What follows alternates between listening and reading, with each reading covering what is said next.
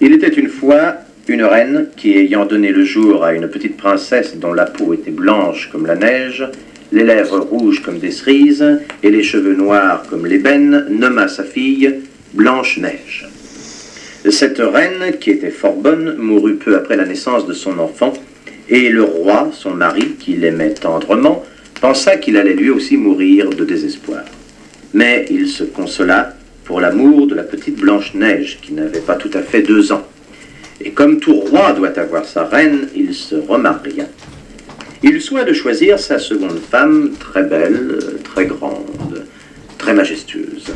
Ce qu'il ne savait pas, c'est qu'elle était cruelle et méchante, jalouse de sa beauté et, pour tout dire, sorcière.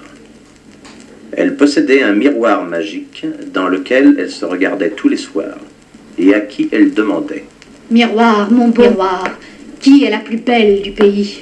Et le miroir répondait « Madame la reine, nulle femme en ce pays n'est plus belle que toi. » Alors la reine se démaquillait et dormait contente, car elle savait que son miroir ne pouvait lui mentir. Les années passant, la petite Blanche-Neige devint une ravissante jeune fille, si jolie que la reine ne consultait plus son miroir qu'avec une certaine inquiétude. Et un soir, en effet, le miroir lui fit la réponse qu'elle redoutait. « Madame la reine, nulle femme en ce pays n'est plus belle que la princesse Blanche-Neige. » La reine n'en dormit pas de la nuit. Je ne le supporterai pas. Je la ferai mourir. Au matin, elle fit venir un chasseur qui lui était tout dévoué. Je veux que tu accompagnes Blanche-Neige dans toutes ses promenades. À la première occasion, conduis-la au plus profond de la forêt et tue-la. Comme preuve de ton obéissance, rapporte-moi ses poumons et son foie. Le jour même, le chasseur conduisit Blanche-Neige au plus profond de la forêt. Mais elle était si jolie et si douce qu'il ne put se résoudre à l'assassiner. Mademoiselle, si la reine savait que je lui ai désobéi, elle me ferait pendre. Sauvez-vous, mademoiselle. Je vous en prie, ne trahissez pas. Revenez jamais au palais. Adieu, mademoiselle. Il abattit un sanglier, prit son foie et ses poumons pour les rapporter à la reine, et s'éloigna à bride abattue dans la direction de la ville. Restée seule, Blanche-Neige eut d'abord très peur. Ce pauvre homme risque sa vie sans sauver la mienne. À la nuit, les bêtes sauvages viendront et me mangeront. Je ne serai à l'abri nulle part dans cette forêt. Mais comme il n'y avait pas autre chose à faire, elle se mit à marcher, droit devant elle, à travers les ronces et les broussailles. Sa jolie robe fut bientôt toute déchirée, ses jambes, ses bras et son visage couvert d'égratignures, de sorte que le soir, quand la reine interrogea son miroir... « Miroir, mon beau miroir, qui est la plus belle du pays ?» Le miroir put répondre, sans mentir beaucoup, « Madame la reine, nulle femme en ce pays n'est plus belle que toi. » Blanche-Neige marcha toute la nuit dans la forêt. Au lever du jour, elle était complètement perdue. Pourtant, elle avait repris courage, car si plusieurs fois des loups et d'autres bêtes féroces s'étaient approchés d'elle, ils ne lui avaient fait aucun mal. Elle déboucha tout à coup dans une clairière, au milieu de laquelle se dressait une toute petite maisonnette, si petite même que lorsque Blanche-Neige en eut poussé la porte, elle fut obligée de se pencher pour pouvoir entrer.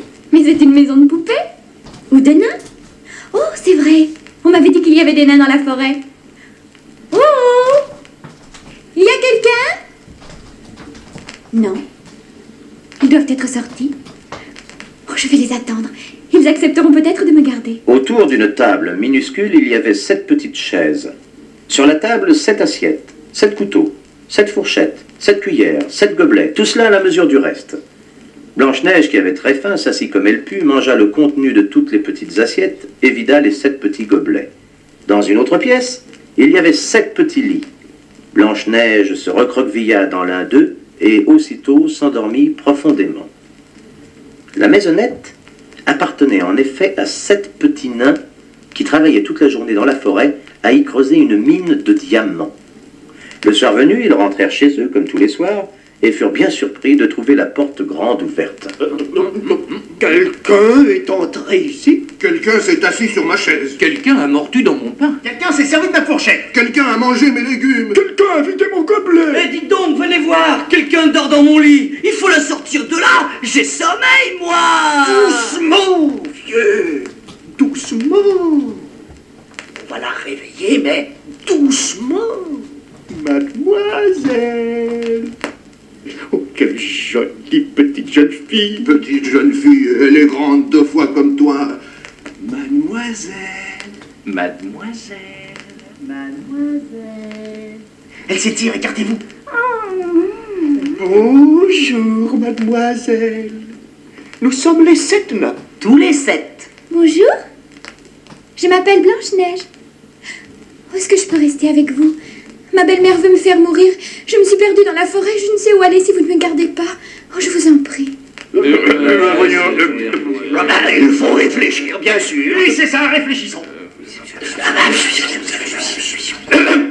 Blanche-Neige, Nous, les 7 nains, réunis en comité consultatif, décidons à l'unanimité de t'adopter. Cette maison t'appartient.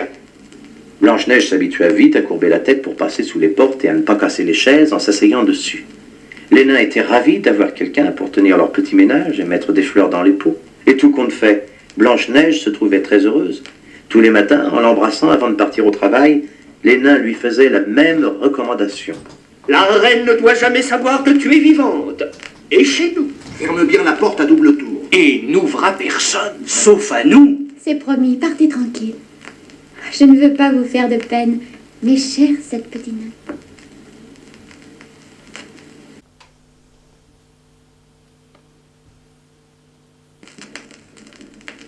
La reine ne se doutait de rien. Elle était tellement sûre que Blanche-Neige était morte qu'elle passa plusieurs semaines sans consulter son miroir magique. Un soir, pourtant, elle pensa qu'elle devenait négligente et qu'on ne prenait jamais assez de précautions. Miroir, mon beau miroir, qui est la plus belle du pays?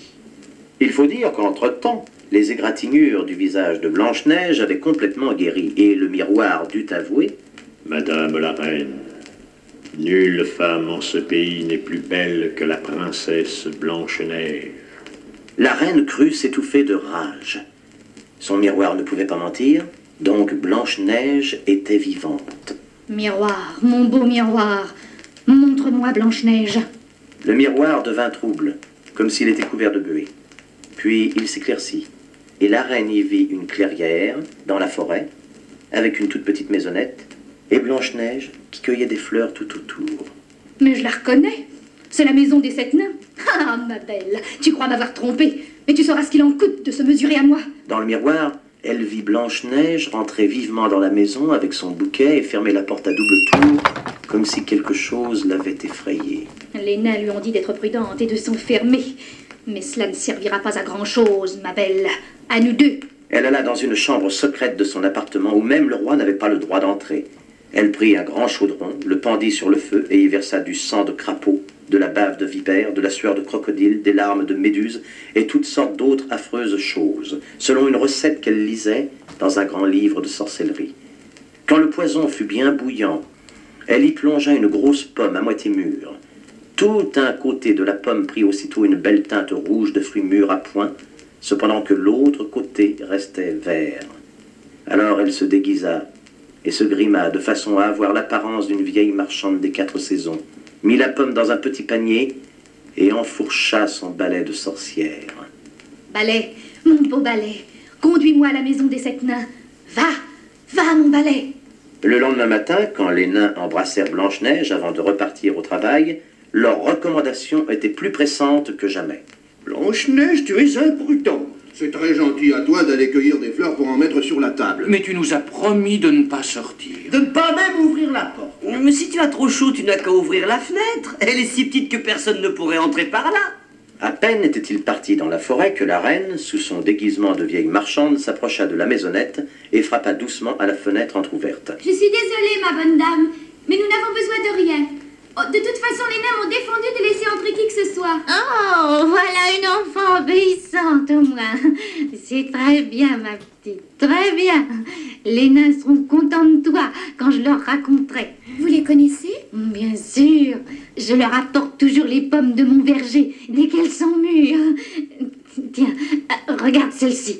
N'est-elle pas appétissante? Je te la donne. Allons, mange-la. Je ne sais pas si... Ah, tu n'as pas encore confiance en moi? Alors, nous allons la manger ensemble. Tu vois, je la coupe en deux, je mange la partie qui est encore un peu verte, et toi, la moitié tout à fait mûre. N'aie pas peur. Blanche-Neige ne put résister. Elle prit la moitié de la pomme, y mordit à belles dents et s'écroula. Quand les nains rentrèrent chez eux, ils la trouvèrent inanimée sur le sol. Elle tenait toujours à la main la demi-pomme empoisonnée. Oh, quelqu'un est venu ici? C'est sûrement la reine. Alors Blanche-Neige est morte. Qu'est-ce qu'on va faire? Nous allons lui tailler un beau cercueil en diamant et nous la garderons toujours avec nous.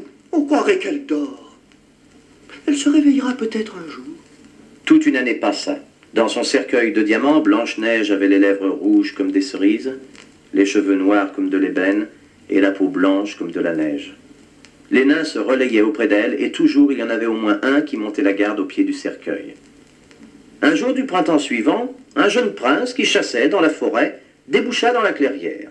Intrigué par cette petite maisonnette, il s'approcha et vit Blanche-Neige au milieu de la salle. Qui est cette belle princesse, petit nain? Et que fait-elle dans ce cercueil de diamants? Elle s'appelait Blanche-Neige, mon prince. S'appelait. Je rêve d'elle depuis toujours. Je la cherche depuis toujours, et voici que je la trouve, et qu'elle est morte. Que je puisse au moins l'embrasser.